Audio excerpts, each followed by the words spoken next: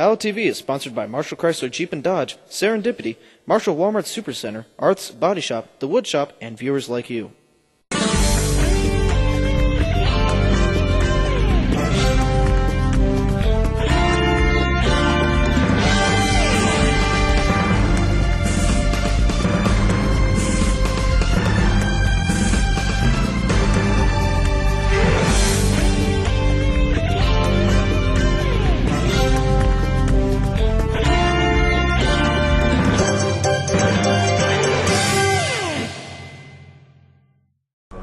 Hi, I'm Caitlin Chevalier. In this week's episode of OWLTV, we have Max filling in for Matt. And I'm sure Max is delighted to be here with us today. Ha, yeah, I sure am. Hello, and like Caitlin said, I'm Max Kindred. Welcome to this special edition of OWLTV. Our first story this week comes from Ricky. Yes, indeed. She brought us an interesting Halloween cooking segment called Cooking with Ricky. Here it is. I'm going to start out by breaking your white chocolate and putting it in the microwave.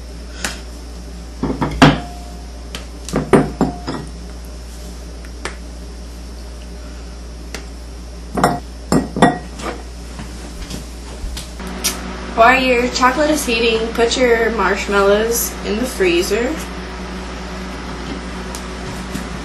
You're going to take out your chocolate and make sure that it's liquid enough to dip your marshmallows in.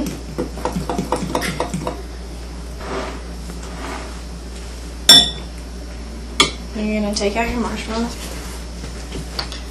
You're going to take your marshmallows and a lollipop stick and stick it in there.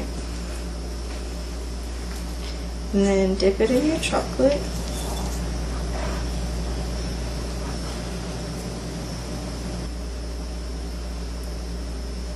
You're going to want to lay it on some parchment paper. You're going to use 2 mini chocolate chips for the eyes. I'm going to zoom in on it.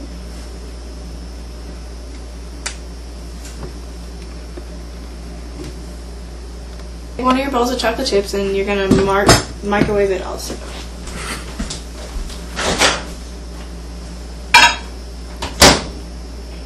Take your other marshmallows and go ahead and dip them in your white chocolate. Once your chocolate's melted, you can grab a toothpick and draw little faces on your marshmallow monsters.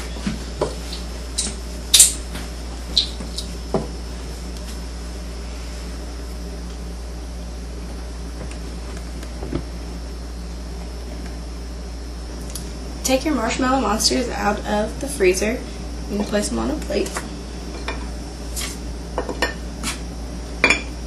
And they make the perfect Halloween treat for any. Wow, marshmallow monsters? I think I'm going to have to make those sometime. Me too. But don't forget to bring me some because I ate at least half of that bunch that Ricky made. I sure will. Well, our next story this week comes from us, Max, Joe, and myself. That's right. We took a look at Rachel's Challenge, which is a seminar that goes around the U.S. to schools teaching kids the act of kindness and caring. Check it out. Hey.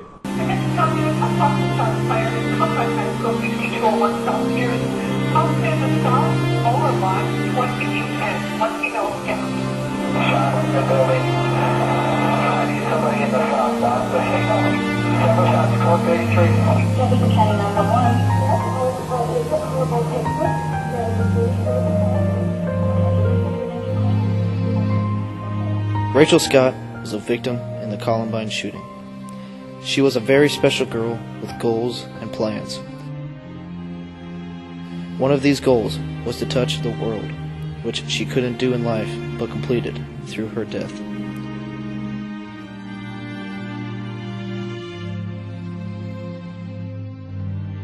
She had reached out to students who were handicapped, whether it was a mental or physical handicap. But she'd also reached out to students who were new, because they're usually the ones that don't know any people and don't have any friends. The third and final group is anyone who's picked on or put down, bullied or teased, like Eric and Dylan were at our school. Nicole Nolan came to our school to speak.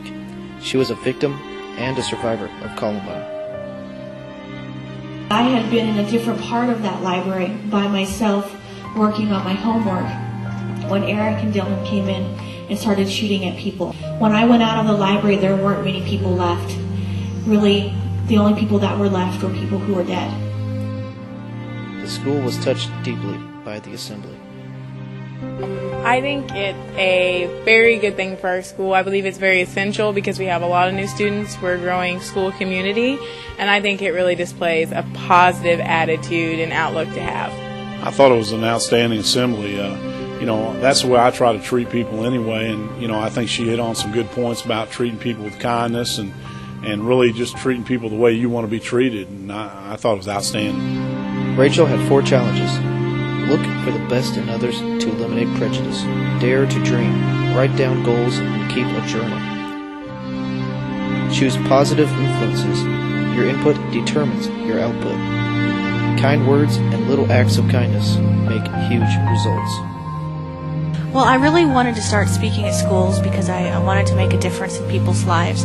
And with Rachel's story, I was able to do that. And it's a good thing for me to see it make a difference consistently. And I just wanted to help prevent other people from being bullied and picked on and teased, but more than that, to possibly help there not be school shootings someday in some places. And so that is why I share what I share. No, I hope our school, takes that to heart, and during passing in the halls, and anywhere you see somebody, try to treat those people with kindness, and I think it'd be great for our school. It really made me want to think about my actions. I like to think I'm a great person, but maybe sometimes the way I act, it doesn't come across like that to other people, so I really want to work on that. I know that there was about 86 schools that I was in last school year. So if you count the ones that I've had so far this year, I've probably had 100 schools in the last 12 months since September of last year. So I've been in quite a bit of schools and met a lot of different people, but I have seen it make a difference. Rachel achieved her goal of touching millions of people's hearts through the help of Nicole and others like her, spreading Rachel's story. This school and the hundreds of others that were visited will remember her story and her challenge to treat other people with kindness and respect.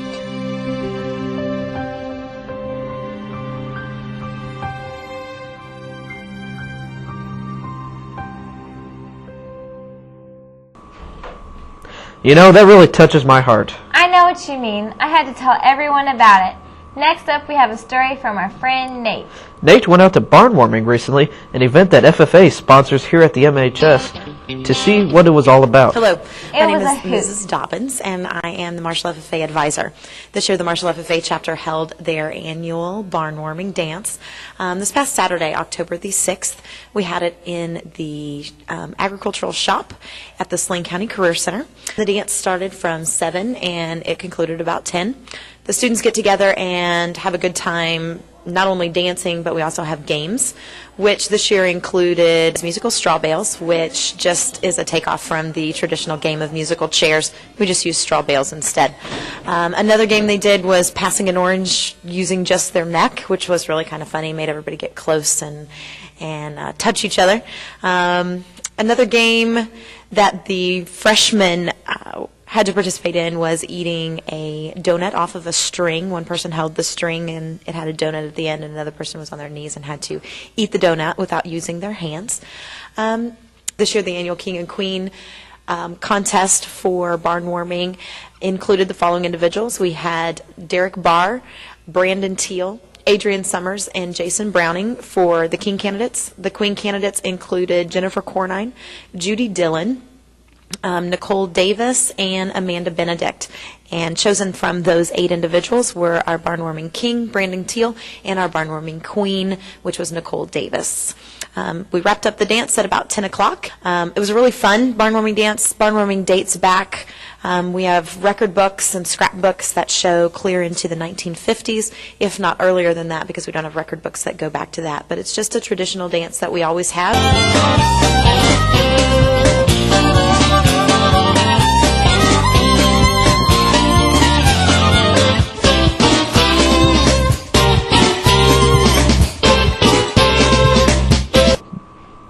That looked like some good old-fashioned fun. Indeed it did. Oh man, I didn't know that barnwarming was one of the longest traditions. Did you? No, sorry. I'm not that big of a dancer. As I'm sure you know, last week was homecoming, and we had many activities to get pumped up for Friday night. Are you talking about decking the halls? I sure am, Caitlin. Yes! Here's a peek. Homecoming have been decorated for 2 years. The theme this year is board games for the overall homecoming theme.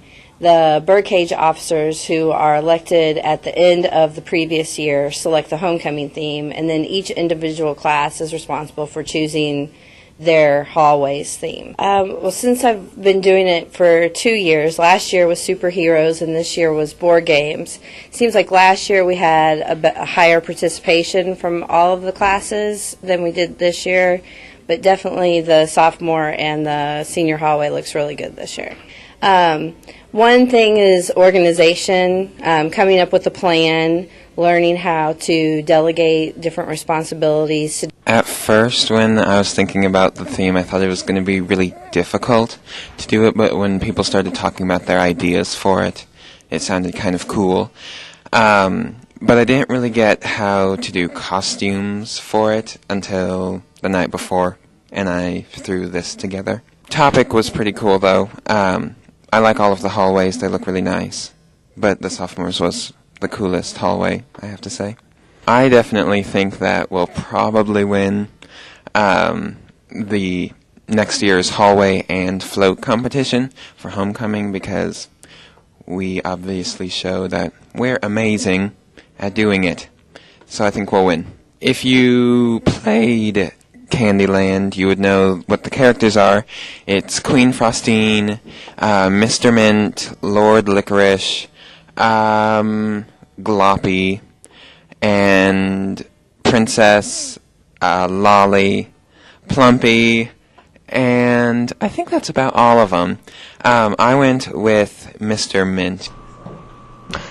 Good old Owl Pride. It never fails. I agree. Well, that about wraps it up for this week's edition of OWLTV. If you have any questions or comments, please feel free to contact us at 886-2244 extension 265. And until next week, see you later. Here at OWLTV, we want to invite you to come out to the first annual OWLTV Pumpkin Carving Extravaganza. That's right. Bring in your pumpkins from October 23rd to the 25th, and they will be judged on the 26th. Hope to see your pumpkin there. Stay tuned for the 2007 Homecoming candidates. Feel the flame.